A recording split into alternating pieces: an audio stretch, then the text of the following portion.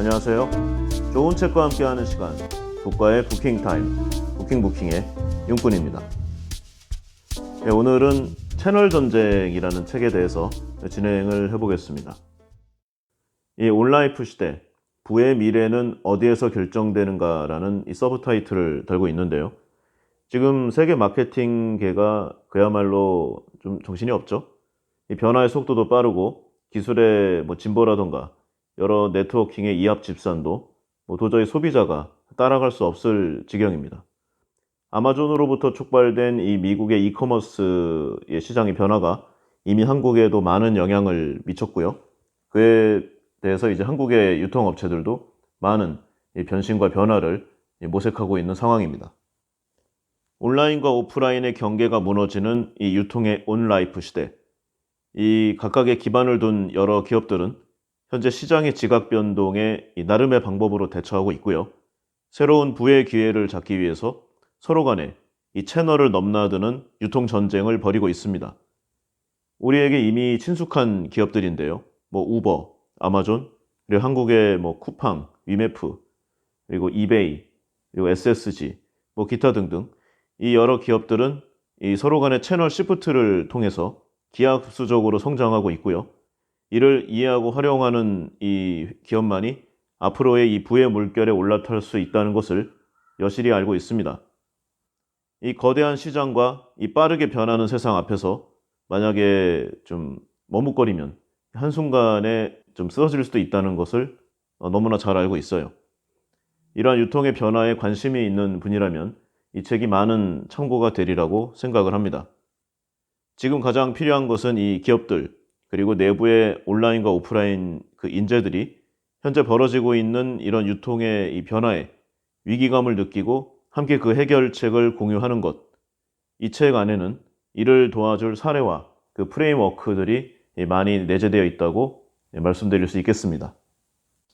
오늘날과 같은 이 새로운 시대, 이제 기업의 규모는 더 이상 중요하지 않은 시대입니다.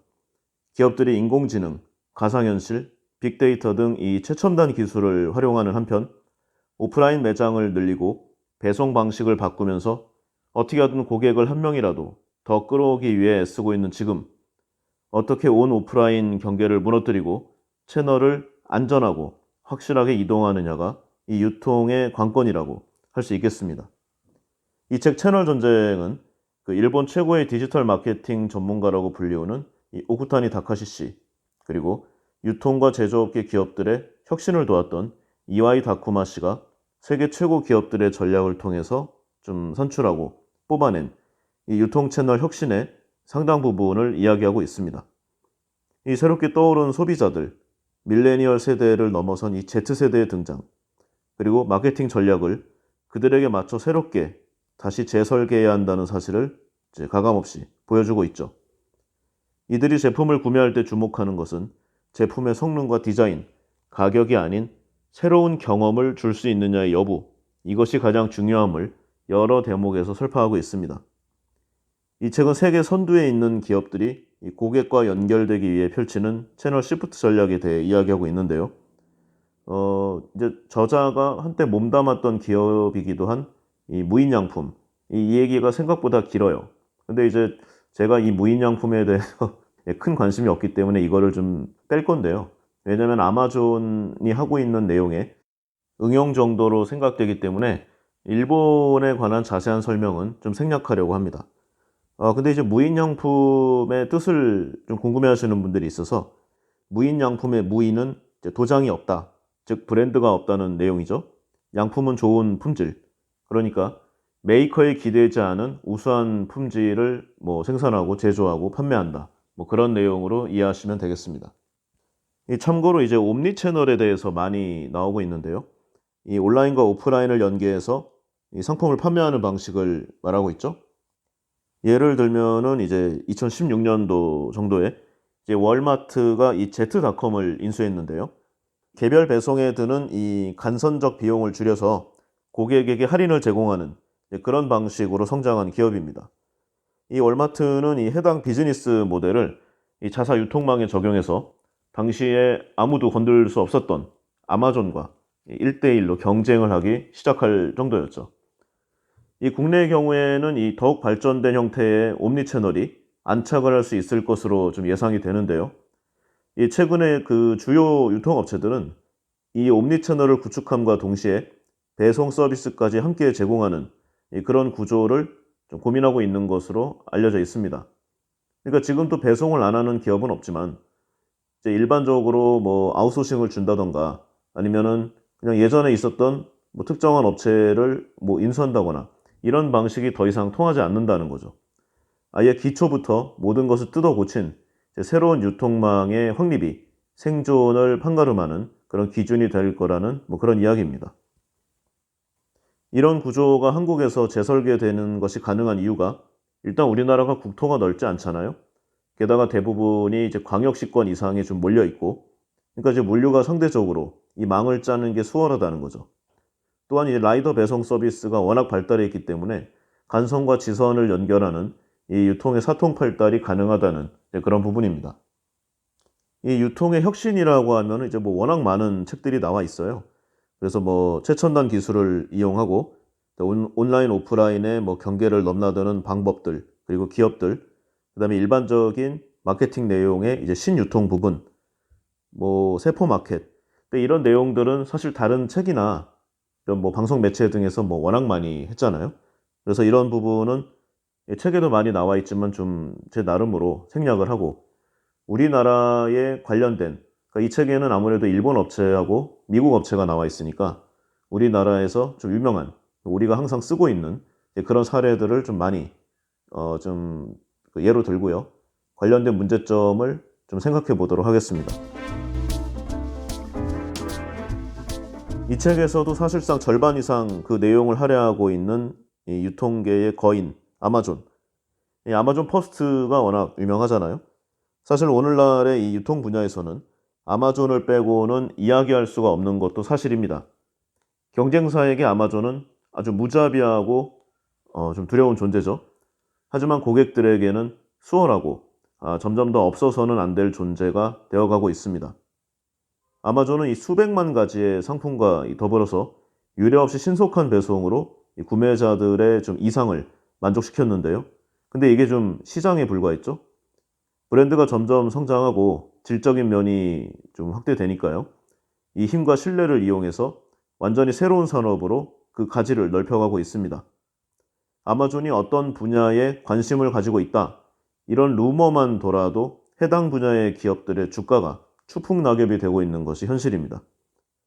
아마존이 단순한 소매업에 머물지 않고 인프라스트럭처로 도약하기를 원한다는 사실, 여러 가지 산업에 진출하는, 그리고 새로운 기업을 인수하는 그 명단만 봐도 날로 명백해지고 있다고 할 수 있겠습니다.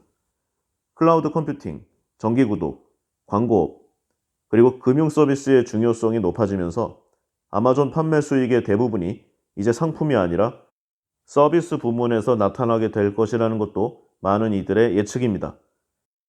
아마존이 처음 인터넷 서점을 오픈했을 때 이 많은 전문가들, 그리고 월가의 투자가들은 의미 없는 사업이라면서 굉장히 비아냥거렸던 것이 사실입니다. 사물 인터넷, IoT죠.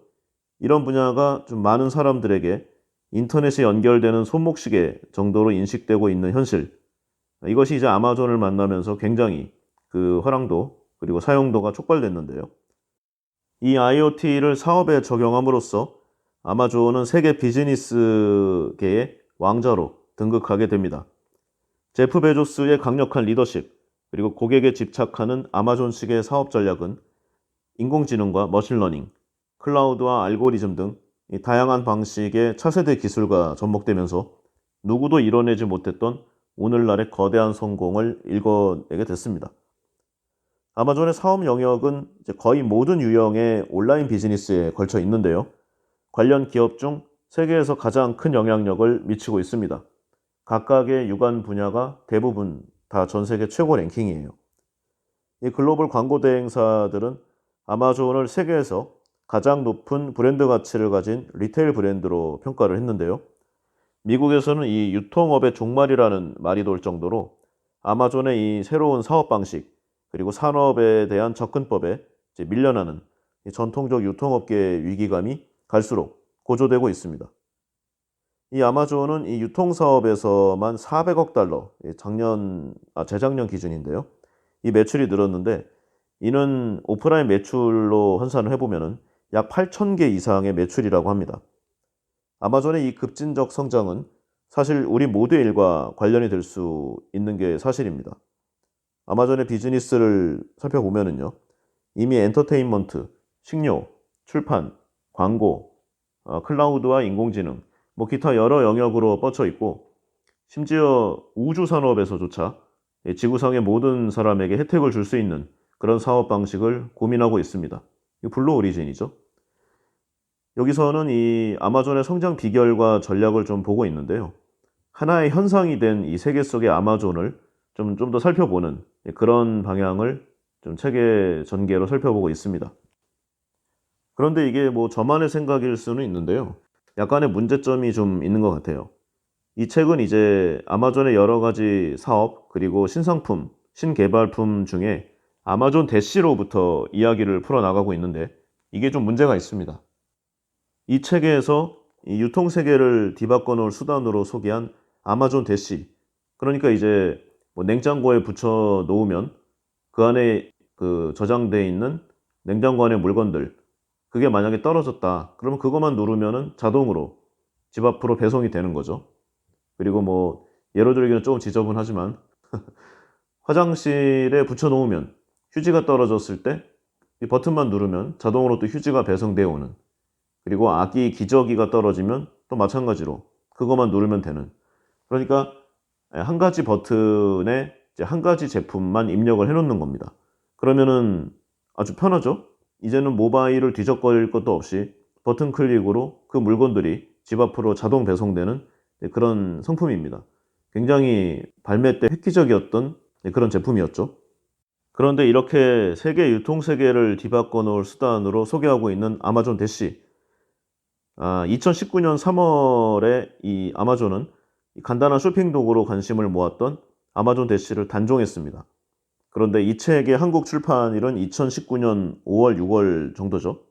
일본 출판은 2018년으로 알고 있는데요. 이제 한국 출판사에서의 좀 타이밍, 좀 판단의 미스라고 생각이 돼요.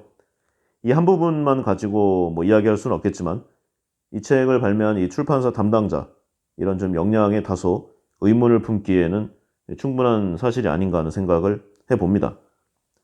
그런데 또 일단 실패하기는 했지만 이 아마존 대시는 절대 만만한 상품이 아니었는데요. 복잡한 이커머스 과정이잖아요. 이걸 최대한 단순화했고 상품 구매 필요가 발생하는 순간 단지 원 클릭으로 주문이 완료될 수 있도록 만든 이 굉장히 간단한 버튼 기능. 획기적입니다. 지금에서야 뭐 이런 비슷한 것들이 컨셉화되고 좀 일부는 출시되고 있는 것도 있지만 당시로서는 세계 유통계를 좀 뒤집을 수 있다 하는 그런 여러 평가도 많이 받았습니다. 또 아무리 여러 번 눌러도 주문은 일정 기간 동안 1회만 이뤄지기 때문에 뭐 이런 부분 여러 안전장치도 많이 좀 했었죠. 중간 과정으로 이제 점점 매출이 안 나오는 부분도 있고 유럽의 일부 국가에서는 불법으로 판단된 부분도 있어서 여러 가지 좀 아쉬움이 남는 제품이기는 하지만 결코 실패한 제품이라고 평가하기는 또 어렵다고 생각이 됩니다. 이 원클릭이라는 컨셉, 오프라인과 온라인을 연결해서 훌륭하고 아주 편한 이런 쇼핑 경험을 창조해냈다고 할 수 있으니까요. 편리함은 곧 그 브랜드의 락인, 그러니까 이제 가둬놓는 거죠. 다른 브랜드나 이제 사이트로 못 가게. 이것을 훌륭하게 좀 할 수 있는 그런 원천이고요. 뭐 아마존으로서는 제품 구매 주기 등을 비롯해서 이 오프라인과 온라인을 이어주는 이 소비자 연속적 행동을 관찰할 수 있고 관련 데이터베이스도 구축할 수 있겠죠. 그러면 또 차세대 산업이 등장하는 겁니다. 이를 기반으로 보다 풍부하고 효과적인 새로운 쇼핑 경험을 계속 만들어낼 수 있는 능력을 이어가게 되는 것이죠. 뭐 이를 보면은 아마존 대시는 이제 나름의 맡은 바 소명을 다 했다고 할 수 있고 그 역할을 조용히 이제 아마존 알렉사, 음성 스피커죠, AI 스피커, 여기에 넘겨주고 역사의 뒤안길로 사라졌다 하는 이런 평가도 많이 있습니다. 어쨌든 뭐 역시 아마존이라는 좀 평가를 할 수 있는 제품이었고요. 그래서 이제 다음에 나온 게 이제 아마존 알렉사인데요. 아마존에서 개발한 인공지능 플랫폼이죠.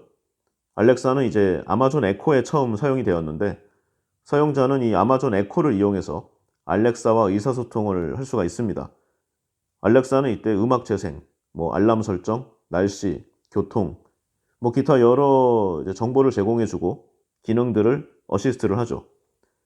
알렉사는 이 사용자가 말하는 패턴, 단어, 그리고 개인적인 기호 등을 계속 학습을 하고요.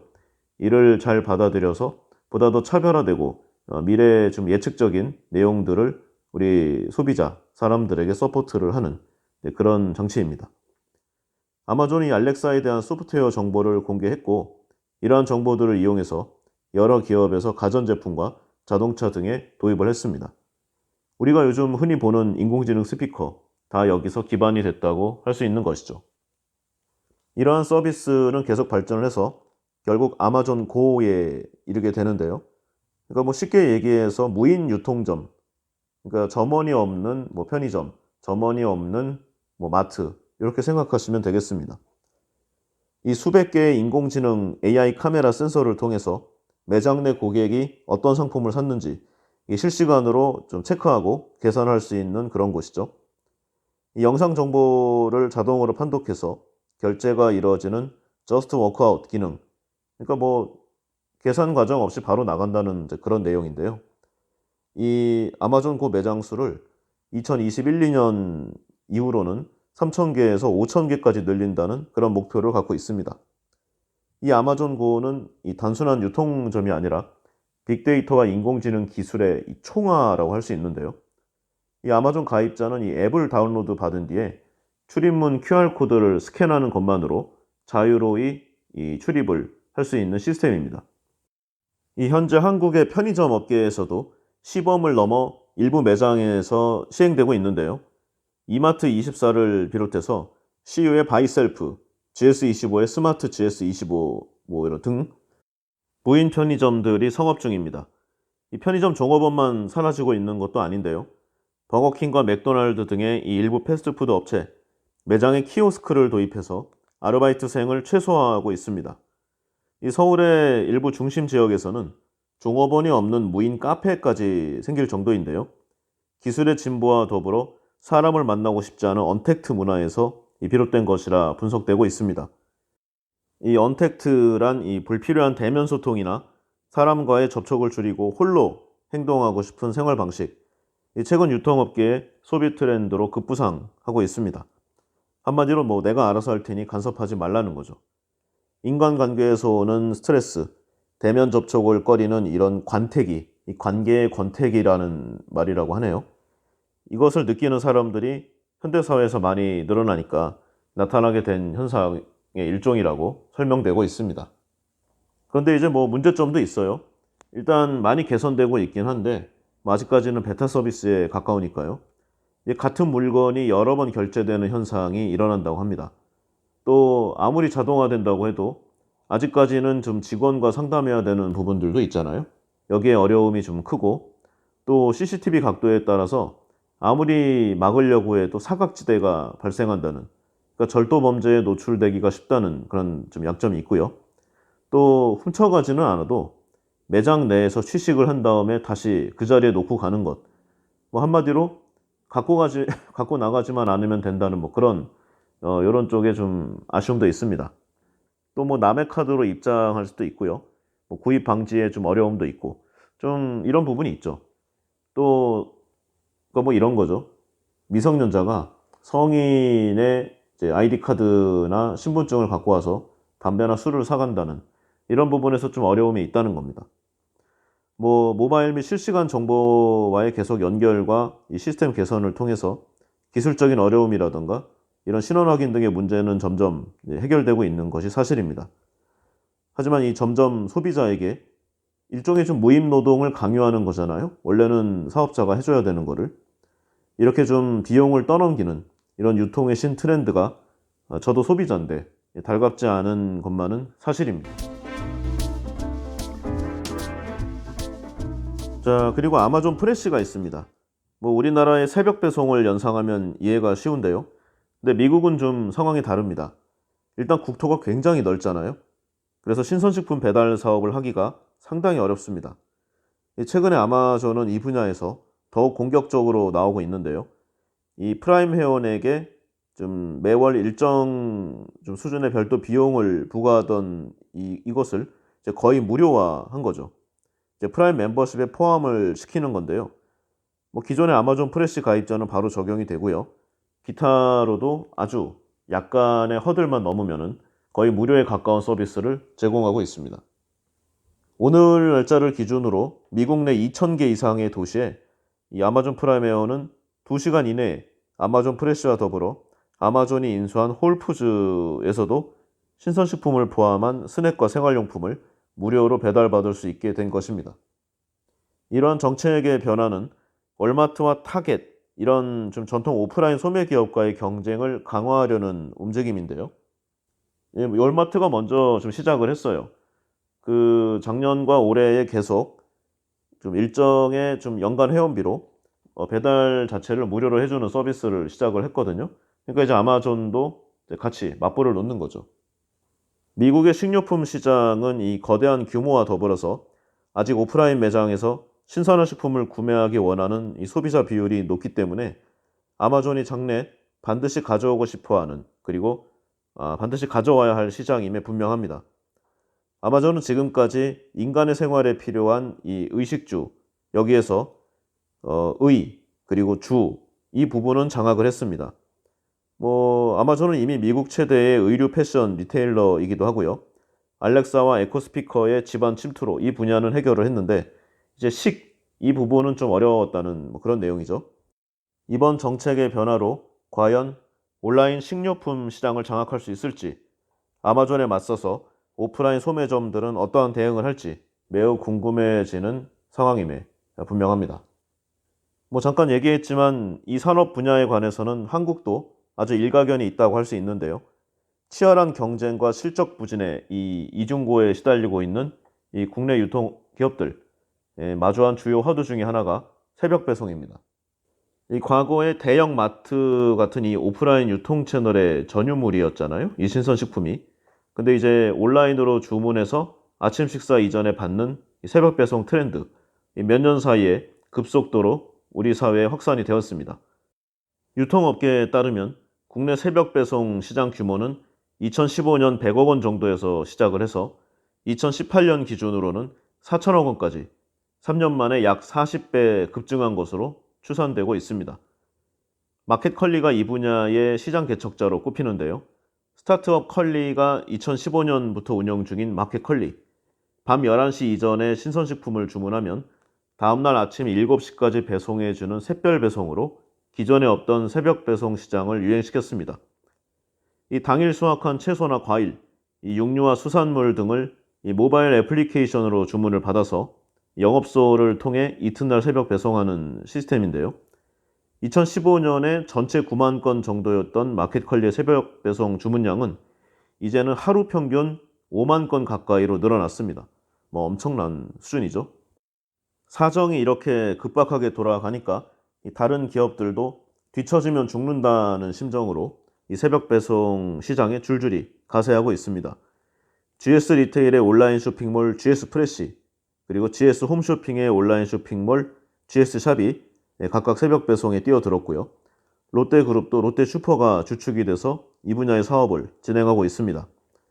또 롯데 홈쇼핑도 개별적으로 이 배송 서비스를 시작했고요.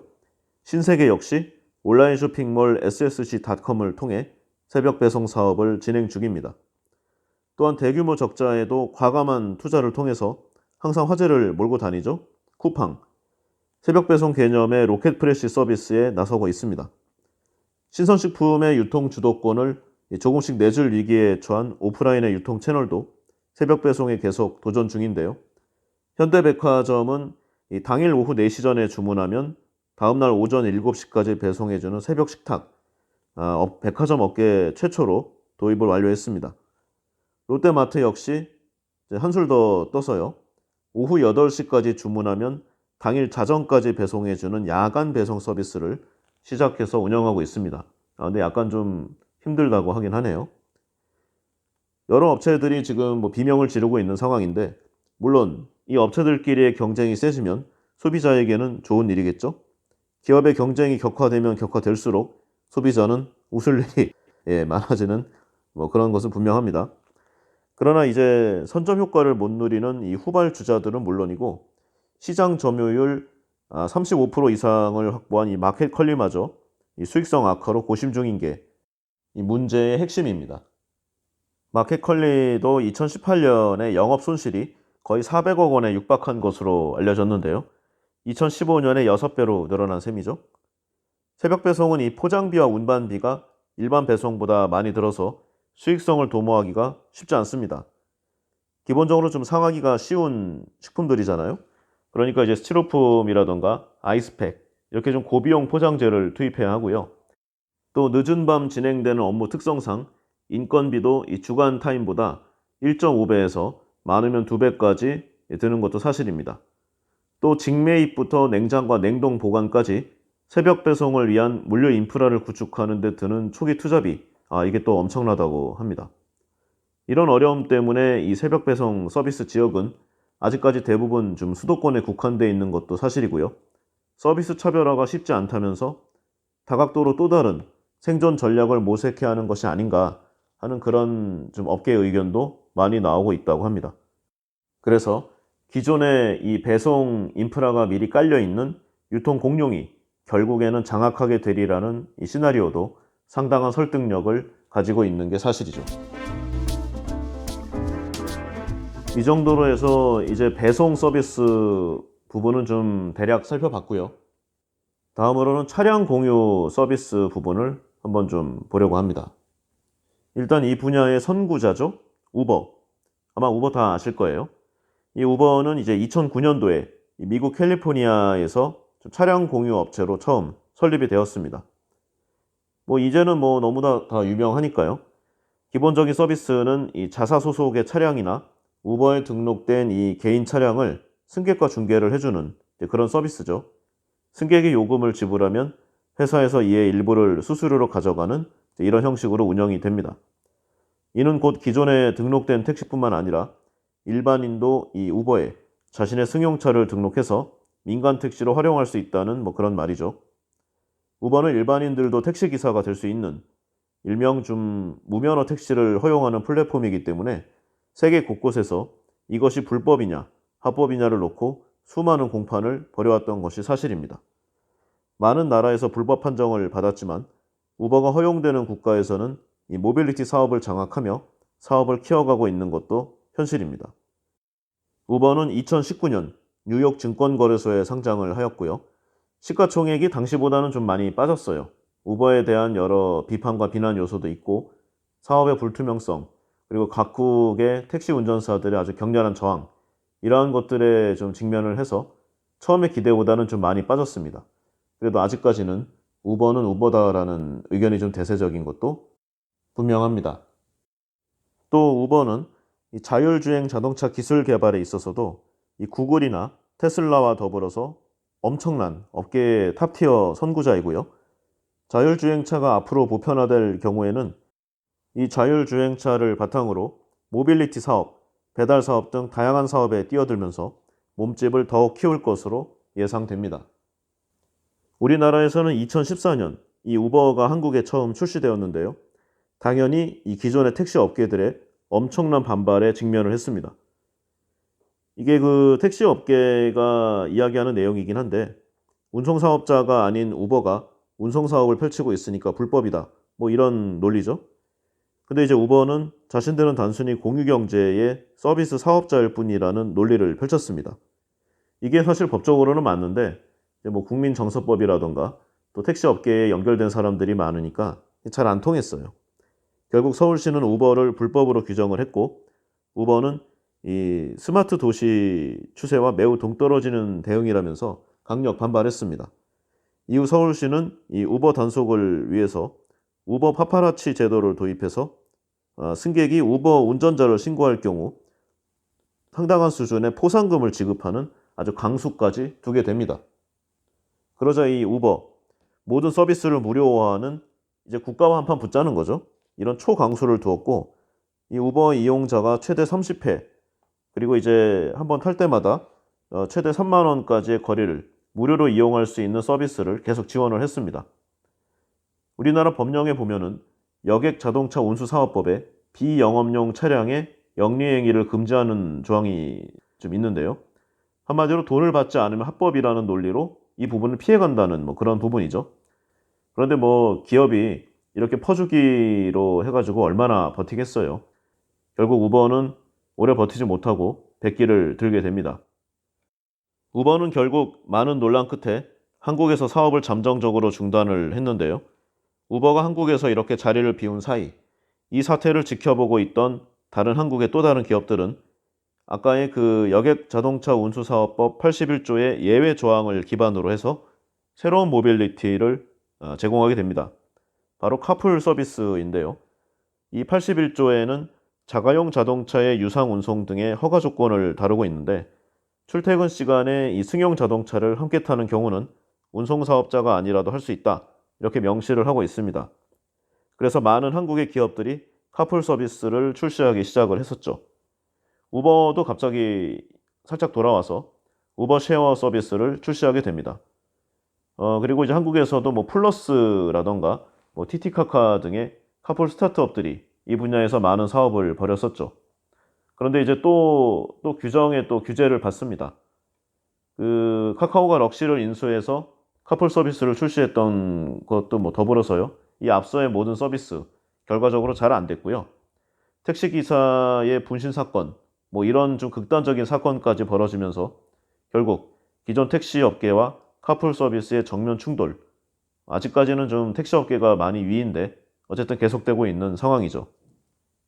여기서 좀 생각을 해봐야 될 게 있는데요. 그러면 택시 업계의 입장만을 무조건 들어주는 게 과연 맞는가? 이게 그 택시 면허 때문에 그런 건데요. 뭐 택시 법인 회사든 이 개인 택시 운전자든 간에 이 초기 투자비가 상당했다는 뭐 그런 부분을 논리로 세우고 있습니다. 그리고 이제 회사는 차지하고라도 그 개인 택시 기사 같은 경우는 이 개인 택시를 좀 몰 수 있는 자격을 확보하려면은요. 상당한 기간 무사고 운전의 기록이 있어야 하고 대부분의 경우 기존 택시 면허를 사서 새로운 그 택시로 그러니까 자신의 이름으로 사업을 하는 그런 방향을 타고 있습니다. 그러니까 뭐 지역에 따라 다르긴 한데 어쨌든 개인 택시 면허를 좀 사려면은요. 못해도 한 1억 정도는 줘야 된다는 거죠. 지금은 이제 좀 사회가 불안하니까 이 택시 업계가 어떻게 될지 모른다는 인식이 있어서 1억보다 많이 떨어졌어요. 근데 어쨌든 간에 많은 비용을 투자한다는 것은 맞다는 얘기죠. 그래서 이거를 이렇게 좀 출혈을 감수하고 이 분야에 왔는데 대기업군이 와서 하면 우리는 어떻게 사냐 이런 논리입니다. 그런데요. 우리의 주위 사업을 보면은 하다못해 이 앞에 동네 분식점만 해도 다 개인 사업자입니다. 각자 돈을 투자해서 거기에 보증금 내고 권리금 내고 그리고 월세 내고 가게를 운영하고 있죠. 뭐 일반 다른 상점들도 마찬가지입니다. 그러면 그 옆에 갑자기 대형마트가 들어오면은 이제 초상집 분위기 될 거 아니에요? 그래도 이거를 뭐 물어달라 마라 그런 말 안 합니다.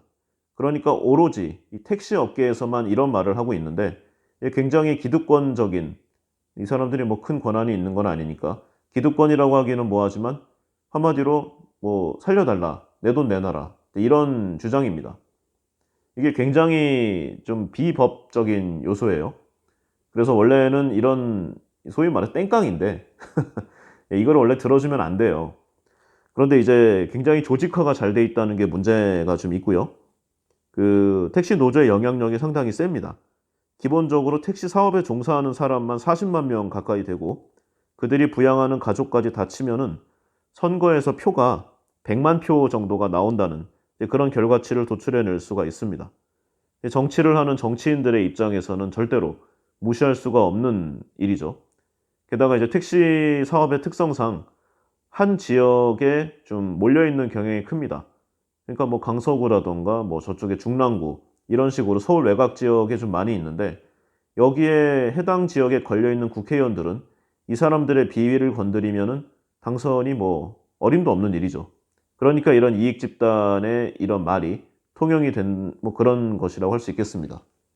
그리고 택시기사 개인뿐만이 아니라 이 법인 택시 같은 경우에는 대표적인 지역 유지, 이건 좋게 말한 거고 이기주의적인 이익 집단입니다. 요즘은 많이 좀 바뀌었다고 하는데요. 예전에 법인 택시 회사를 운영하는 사람들은 심할 경우에는 뭐 조폭과 뭐 거의 뭐 그 근접한 사람들도 좀 있었다고 하고요. 어찌 됐든 간에 이 지역에서 힘 좀 쓰는, 그리고 이제 모든 권한을 갖고 있는 이제 그런 사람들이 많았습니다. 그러니까 상당한 수준의 불법과 탈법에 좀 근접하는 또 애매한 그런 행위들을 많이 했었죠. 이 산학금 제도를 통해서 법인 택시 기사들의 좀 피와 땀을 중간에서 많이 좀 착취하는 그런 경우도 많았습니다. 법인 택시 기사 입장에서는 이런 사람들이 무섭죠. 자기 한 명과 이 택시회사 전체로 싸우면은 상대가 안 되잖아요. 게다가 나중에 이 개인 택시 면허를 받기 위해서는 무사고 운전 경력과 더불어서 어떻게 하든 간에 현재의 이 택시회사와 잘 지낼 필요가 있습니다. 그러니까 뭐 이런 좀 현상들이 좀 일어나는 거죠. 그러니까 뭐 종속돼 있는 겁니다. 택시기사 입장에서 보면은요, 내가 소속돼 있는 회사가 뭐 동네 택시 회사면 어떻고 카카오 택시면 어떻겠습니까? 그냥 처우 좋은 곳에 가서 일하면 되는 겁니다. 그런데 이제 예전에 법인 택시 기사들은 굉장히 좀 옛날 방식으로 때로는 좀 폭력적인 수단도 많이 있었다고 해요. 그리고 이제 가다 보면은 정치권과 연결된 곳도 굉장히 많죠. 뭐 이름을 말하기는 좀 뭐한데요. 뭐 지방 지사에, 그러니까 이제 그 도지사의 입후보를 한 사람이 해당 회사의 여객운수 사업자의 집안인 적도 있었습니다. 아마 이름 얘기하면 다 아시는 분이에요. 한번 검색해 보셔도 좋을 것 같습니다. 어찌됐든 간에 지금은 좀 뭐하지만 오랜 기간 동안 황금알을 낳는 거였기 때문에 여기에 연관된 유착관계 사람들이 굉장히 많습니다. 그리고 나름 각 분야에서 힘 좀 쓴다는 사람이기 때문에 이 부분을 개혁한다는 게 굉장히 어려운 일이죠. 그리고 택시기사들은 관계가 별로 없는데 이 사람들을 이제 충동지라고 동원해서 이제 국가의 정책을 좀 방해하는 그런 이익 집단의 굉장한 이기적인 부분이라고 얘기할 수 있겠습니다. 그런데 이제 택시기사 또 개인의 입장으로 보면은요, 법인 택시기사의 이 활동, 그러니까 그 업이 굉장히 고달픕니다. 보통 뭐 돈을 벌려면은 야간 새벽 이 시간대에 일을 해야 되는 부분도 있고, 낮에 한다고 해도 정말 이상한 진상 승객, 그리고 전혀 모르는 처음 보는 사람을 내 뒷자리에 태우는 거잖아요. 어떤 범죄가 일어날지, 또 범죄는 아니라도 어떤 이상한 일이 일어날지 아무도 짐작할 수 없는 상황입니다. 그러니까 일부러 나는 법인 택시 운전기사라는 직업이 너무 좋아. 나는 꼭 이 일만을 하겠어. 그래서 이 일을 찾아서 하는 사람은 별로 없으리라는 결론을 좀 도출할 수 있겠죠. 그러니까 이 일 아니면은 다른 일을 좀 하는 것이, 다른 잡을 가지는 것이 굉장히 어려운 그러한 사람들이 거의 마지막에 좀 하는 일이라는 그런 이야기입니다. 그러니까 여기서 더 내몰리면은 이제 극단적인 선택을 할 수도 있는 그런 사람들이란 거죠. 한마디로 국가에서 배려를 해줘야 되는 그런 부분의 성격도 있다. 이렇게 할 수 있겠습니다. 그러니까 정말이지 어려운 문제가 아닐 수가 없어요. 여기서 하나 더 발전한 사업이 나왔죠? 타다. 아마 우리 다 한 번씩은 이용해 보셨을 겁니다. 저도 타다 서비스 굉장히 만족하고 있어요. 타다가 일반 택시보다 조금 더 비싸지만 저는 뭐 큰 무리가 없는 한 타다를 이용하고 싶은 생각이 더 상당히 우위입니다.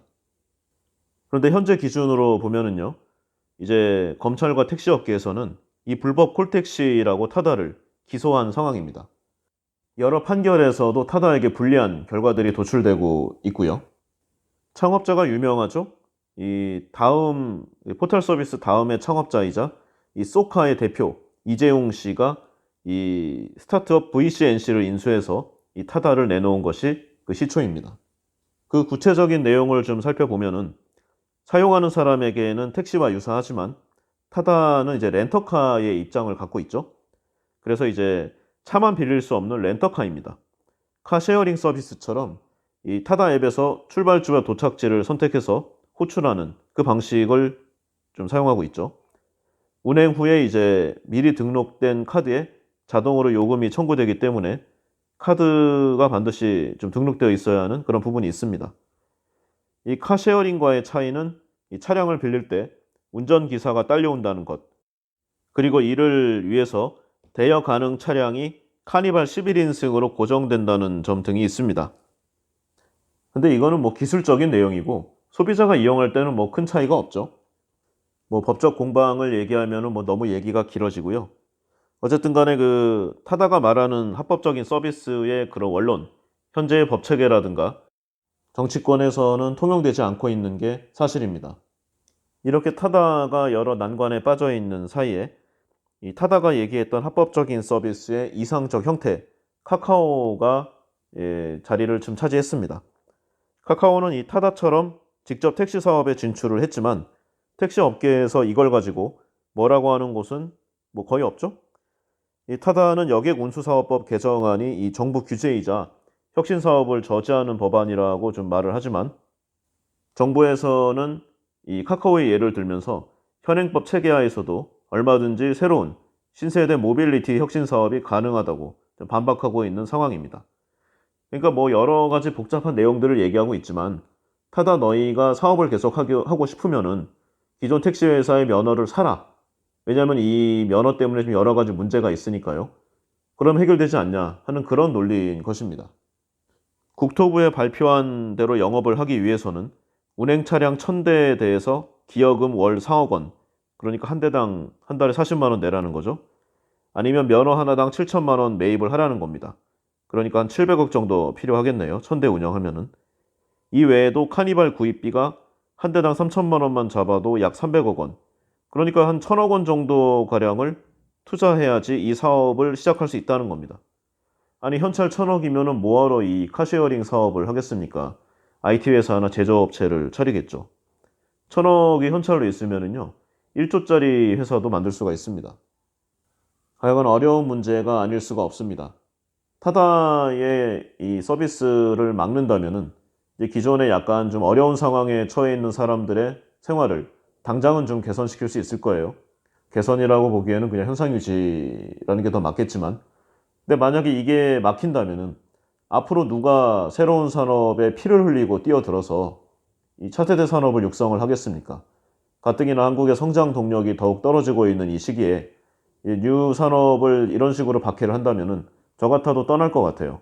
뭐 미국이나 아니면 싱가포르 같은 데 가서 하겠죠. 그러면 결국 국부의 유출입니다. 뭐 논점이니까 합법과 불법 이렇게 양쪽으로 보는 측 모두 논거와 그 일리가 있습니다. 그러나 생산자가 아닌 소비자의 관점에서 보면은 흑묘백묘의 문제일 뿐이죠. 개인적으로 타다가 택시보다 훨씬 편하고 쾌적하고 만족도가 높다는 느낌을 가지고 있습니다.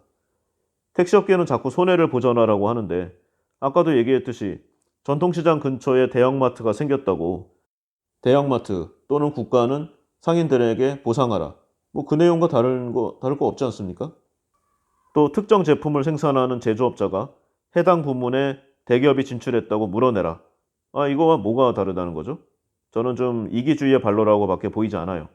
다만 아까 얘기했듯이 사회 저소득층, 그리고 더 이상 뒤로 물러설 곳이 없는 사람들에 대한 배려를 어떻게 하느냐. 그것이 문제이지. 근데 그거는 국가가 해야 되는 문제잖아요. 이거를 개별 기업에게 강요하면 안 되겠죠. 아, 정말이지. 해결하기 쉽지 않은 문제임에는 틀림없다고 하겠습니다. 이상의 내용으로 좀 여러 가지를 좀 살펴봤는데요. 1편은 여기까지 하고요. 2편에서는 이 옴니 채널의 좀 여러 가지 좀 심화된 내용을 좀 살펴보고 관계된 오프라인 채널 그리고 여기에 좀 리더 그들의 좀 프로필 그리고 사고방식 앞으로의 비전 이런 부분들을 좀 살펴보는 그런 시간을 가져보도록 하겠습니다. 예, 오늘은 여기까지 하겠습니다. 좋아요, 구독 버튼 그리고 댓글 꼭 남겨주세요. 예, 감사합니다.